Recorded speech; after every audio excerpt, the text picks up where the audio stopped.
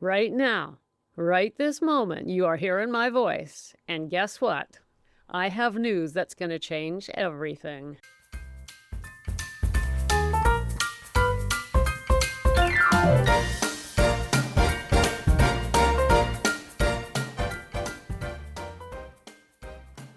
Welcome to Sober Living Snippets, where we live alcohol-free so we can heal our relationships, feel youthful again, and ditch regret and shame. Becca here, and it's snippet time. Gals, today I have a really exciting announcement for you that I'm just thrilled to be talking about. And then I have a snippet for you that is on a really delicate subject that we haven't touched on before. So let's get started. First of all, the announcement starting Monday, January 20th, I am doing one of the most significant book studies I've ever done. This one is different in that we're not studying the whole book. We're looking at 2 chapters from a book called Letting Go, written by David R. Hawkins, PhD and MD. And together we are going to study the most important part of this book, which is the actual technique of letting go. Now, if you're wondering what the heck is that and what's going on, don't worry. I'm about to explain it. So just to back up a bit, for those of you who may be new in my world, I am a former English professor, in fact, recently retired, spent 20 years teaching literature, which means I'm really good at reading books and helping others to study, understand, and apply what they read. So I have brought that special skill to the snippets. And periodically we do book studies. Well, this one is not the whole book, as I mentioned. We're going to look just at the first 2 chapters of this book, which is quite dense. It's also quite academic. And I've heard from others who've got this book that they found it a little bit of a slog to get through. No offense to Dr. Hawkins.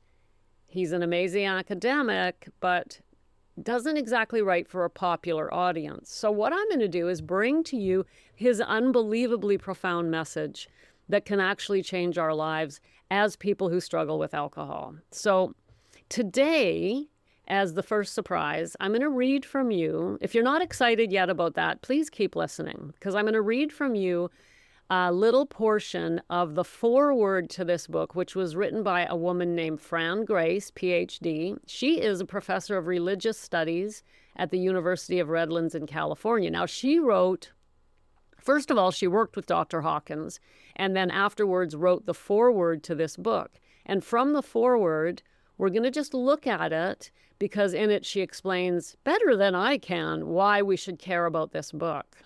And so the way I'm going to do this book study is reading no more than about a paragraph at a time, but usually much less, just a significant quote that we need to know about. And then I'm going to spend a few minutes talking about it. And at the end of the snippet, I'm going to tell you, if we haven't already got it, how to apply what we've just learned in our lives in terms of living alcohol-free, happy, and free. So let's look at the foreword so that we're excited about Monday, January 20th. In her foreword, Dr. Grace tells us, in this book, Dr. Hawkins offers a pathway to the freedom that we long for but find difficult to attain. It may sound counterintuitive to get somewhere by letting go. However, he certifies from clinical and personal experience that surrender is the surest route to total fulfillment. In other words, this is not another strategy where we have to start doing something. We're going to be taught how to stop doing something in order to get the results that we want.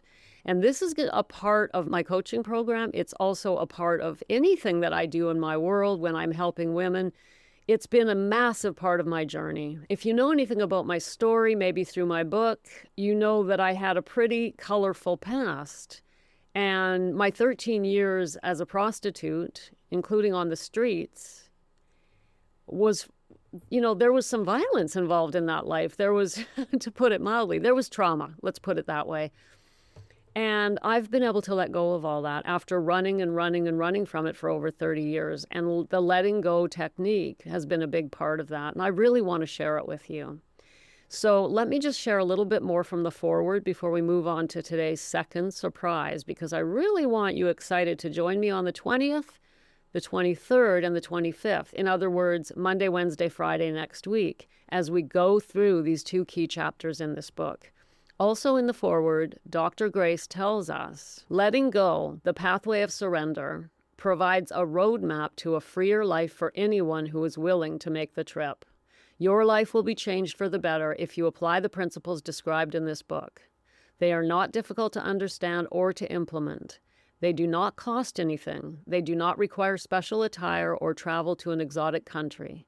The major requirement for the journey is a willingness to let go of the attachment to your current experience of life. Okay, that's all I'm sharing for today. How do you get ready for this book study on the 20th of January? Simple. Show up. But if you want to go a little bit deeper, go ahead and grab the book. And you can even read it in advance if you want, keeping in mind I'm only going to be talking about portions of the 1st and 2nd chapters. As I say, many who've bought the book have come back to me and said they found it a bit of a slog. So buy it, don't buy it, totally up to you, but definitely join me next week. Even if you've never even looked at this book, I'm going to walk you through the key parts that you can use to launch and maintain your alcohol-free life. And by the way, just as a little bit more of a tidbit, in case you're still hesitating to show up for next week, at the back of this book, Dr. Hawkins has a Q&A section. And back in that section, somebody asked about alcohol and drugs. Let me read to you his answer to that question, that FAQ, if you will. So the question that he was given was this: I am a member of Alcoholics Anonymous, and I would like to know if others in AA have benefited from this technique. Well, we're not in AA. Well, some of us might be. It doesn't matter if you are or you're not, but it's key for us, right? Because it's the same struggle.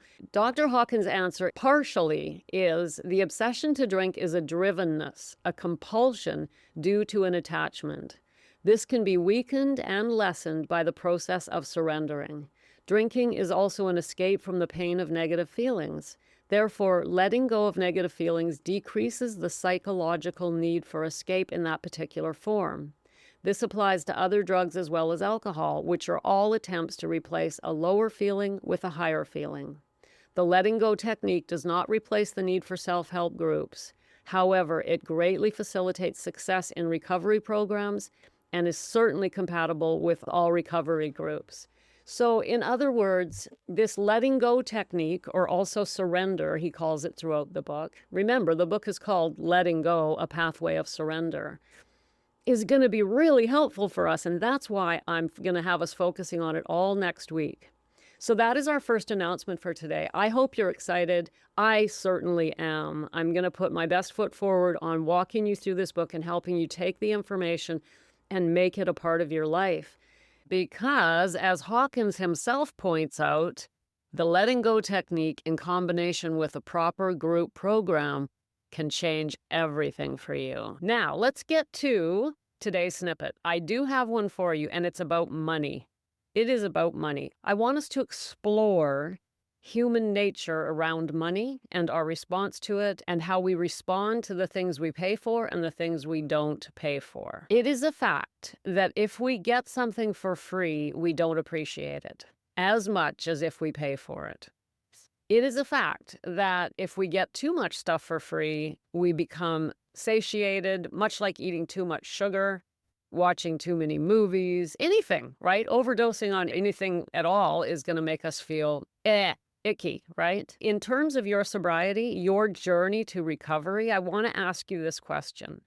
Have you ever invested in yourself? Have you ever actually paid to get some help on your journey? I'm not saying that we shouldn't have anything coming at us for free. Of course not. I mean, well, the snippets are here, right? That's why I'm here. I absolutely believe wholeheartedly that help can be received on many levels and have a great benefit to us. But if you're listening to the snippets and you're also on social media and you're reading quit lit books and you're doing this and you're doing that and you're doing all this stuff and you still are struggling, consider the possibility of investing in yourself. I didn't say invest in my program. You could, I think you should. If you're a 40-plus woman, I don't see why you wouldn't, but that is not why I'm saying this. So please just stay with me on this. So just take me out of the loop. I'm talking about investing in ourselves. Here's why. Psychologically, when we pay money for something, we value it more. Not only that, but we follow through on it. We look after it. We just simply look at it as worth more. If you were to pay admission to the snippets, let's say you had to buy a 1-year subscription to get the snippets, you wouldn't want to miss one. You think, geez, I paid for that. I want to get that snippet. Now, you're listening to them anyway because they're just so freaking amazing. But you get my point here, right? If you are struggling and continue to struggle, this could be the missing link for you. Taking out your wallet and investing in your life. Your sobriety, your recovery is your life. It is your health. It is your relationships with your partner, your children, your grandchildren. It's your career. If you're retired, it's your retirement. Are you going to be happy or sit around and drink all the way to the end of this life? This is an investment in your life. It's amazing how people will spend money on the most ridiculous things. And even some things that aren't ridiculous, but we do spend money on it. An example is, let's say, a 1-week vacation. Let's just say you go to Mexico for a week. There's nothing wrong with that. You've probably done it. I've done it. We go on vacation. It's part of what we do. And we realize when we do that, it's going to cost us in the thousands, but we do it. Great. We go away, we drink our faces off while in Mexico, come back a week later with a bunch of photographs, a hangover, and some memories, and a couple of $1,000s extra on our credit card. What if you were to take that couple $1,000s, or whatever it is, and invest it in a program of recovery?